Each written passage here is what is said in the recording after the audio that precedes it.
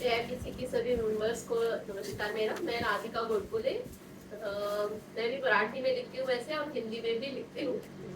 और कविता लिखना मेरा शौक है। 12th से लिखना शुरू किया था, मगर बीच में बंद हो गया था।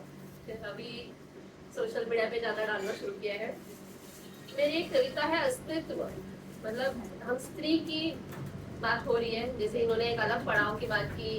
आपने भी बोला कि शादी के 1 साल बाद ही लिखना या अपने आप का भावनाओं को रिस्पेक्ट करना कितना जरूरी है।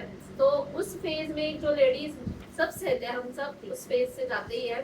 तो उसके बारे में मैंने लिखा है। एक बहू लिख रही है ये, ठीक है। मैं हूँ एक पढ़ी लिखी संस्कारी बहू। मैं हूँ एक पढ़ी लिखी संस्कारी बहू। मुझे मिलता है कर्तव्य पूर्ति से आनंद। मुझे मिलता है कर्तव्य पूर्ति से आनंद। घर वालों की खुशी में ही है मेरी खुशी। घर वालों की खुशी में ही है मेरी खुशी। चाहती हूँ पति का प्यार भरा साथ और बच्चों का पकड़ू ममता से हाथ। मुझे चाहिए बस प्यार और विश्वास। मुझे चाहिए बस प्यार और विश्वास।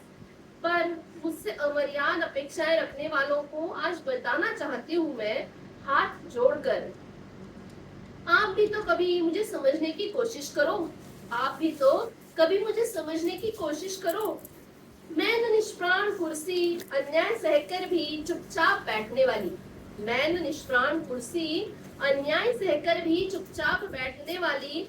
मैं न कठपुतली जैसे नचाओगे वैसे नाचने वाली। मैं न यंत्र मानव। मैं न यंत्र मानव, बिना थके बिना चूके काम करने वाली। मैं न संत महंत गालियां देने वालों के पैर पकड़ने वाली। मैं न सहनशील देवी। मैं न सहनशील देवी, हमेशा समझदारी दिखाने वाली। मैं तो हूँ एक सर्वसाधारण व्यक्ति। मैं तो हूँ एक सर्वसाधारण व्यक्ति। जैसा पुरुष वैसी ही मैं एक स्त्री। जैसा पुरुष वैसी ही मैं एक स्त्री। मुझ में भी है क्रोध और लोभ। मुझ में भी है आशा और अपेक्षा। मुझ में भी है मन और भावना। मुझ में भी है स्वतंत्र मत और विचार। मेरे सामने है कर्तव्यों का पहाड़। मेरे सामने है कर्तव्यों का पहाड़, मगर मिलता नहीं कोई मदद करने वाला। मुझ पर है अपेक्षाओं का बोझा। मुझ पर है अपेक्षाओं का बोझा, मगर मिलता नहीं कोई तारीफ करने वाला। सही है। लड़की, बहू, बहन, बीवी, माँ, दादी, भूमिकाएं कितनी सारी। लड़की, बहू, बहन, बीवी, माँ, दादी, भूमिकाएं कितनी सारी। पर सालों साल घर के लिए कष्ट लेकर भी कभी भी बेघर होने का है डर। कभी भी बेघर होने का है डर। अपने सपने भूल गई बच्चों के स्वप्न पूर्ति के खातिर। अपने सपने मैं भूल गई बच्चों के स्वप्न पूर्ति के खातिर। आगे चलकर बनेंगे न ये बच्चे मेरे बुढ़ापे की लाठी। आगे चलकर बनेंगे न ये बच्चे मेरे बुढ़ापे की लाठी।